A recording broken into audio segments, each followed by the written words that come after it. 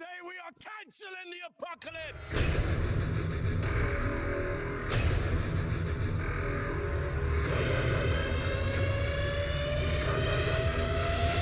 Come on! Let's do this! Pacific Rim. Salut à tous, c'est Alex de la chaîne Cinéril. Je suis en compagnie de Vincent. Salut. Et de Antoine. Salut. Et nous allons parler de Pacific Rim aujourd'hui. Alors Pacific Rim a été réalisé par Guillermo del Toro, réalisateur entre autres du Labyrinthe de Pan, des Hellboy et de Blade 2. L'acteur principal est Charlie Hunnam, qu'on peut voir dans la série Sons of Anarchy, comme Ron Perlman, qui est aussi présent dans le film. Nous pouvons aussi trouver l'apparition de Idris Elba, qui joue dans Thor, Ghost Rider 2 ou Prometheus, et Rinko Kikuchi. Sinon, la musique est composée par Ramin Djawadi, qui a composé la musique d'Iron Man et de la série Game of Thrones. Là, il n'y a pas de tête d'affiche, hein. Enfin, il n'y a pas d'acteur connu. Vraiment. Ouais, c'est ça qui est assez surprenant. Enfin, Ron Perlman est un peu connu quand même, mais voilà.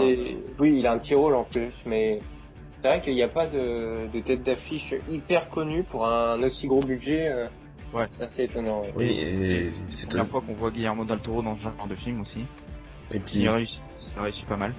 Pour le casting aussi, enfin, il n'y a pas des acteurs super connus, mais il y a quand même Tom Cruise qui a failli tenir le rôle du commandant, le mentor des pilotes au gradé, quoi. Ouais, qui a été attribué à Idris Elba. Idris Elba, ouais, on le connaît un peu. Et il a fait pas mal de second rôle, quoi. Pacific Rim, c'est l'histoire d'une alliance de tous les humains contre des extraterrestres, les Kaiju, qui sont des créatures sorties d'une brèche interdimensionnelle au fond de l'océan Pacifique. Du coup, pour riposter à ça, les hommes ont fait une alliance et ont oublié toutes les guerres qu'il y avait entre eux pour créer des robots géants qu'ils ont appelés les Jäger, qui signifie chasseurs en allemand. Et ils sont contrôlés par deux pilotes dont les esprits sont reliés par un pont neurologique, la dérive. Et donc du coup, les premiers modèles de Jäger ont permis la victoire des hommes.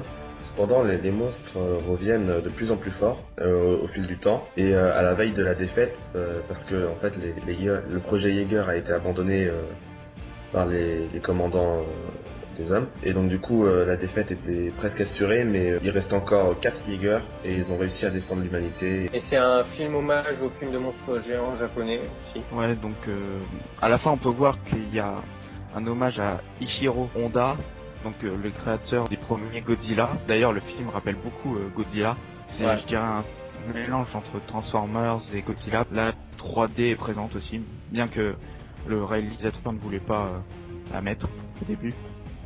Ouais, la 3D a été ajoutée en post-production. Sinon, qu'est-ce que vous avez pensé du film ? Bah, la 3D était pas forcément nécessaire, même si ça rend les scènes d'action toujours plus impressionnantes.